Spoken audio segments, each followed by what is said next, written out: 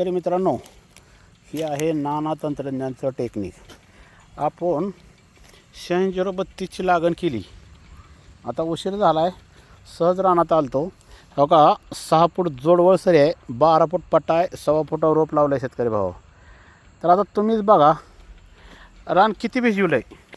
हो का, कुठं पाणी पडलं आहे, बरोबर बुडाव पाणी पडलं आहे.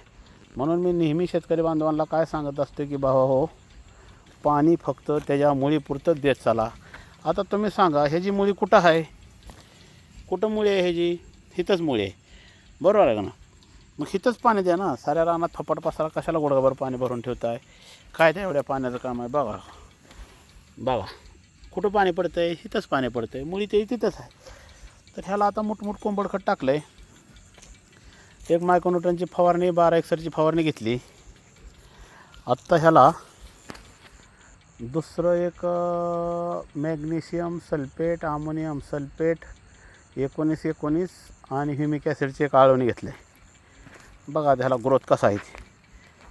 म्हणून मी शेतकरी बांधवांना काय सांगत असतो, बाबा हो, कमी पाण्यात शेती करा, कमी खर्चात शेती करा, निष्कारण फपट पसारा साऱ्या रानात करू नका.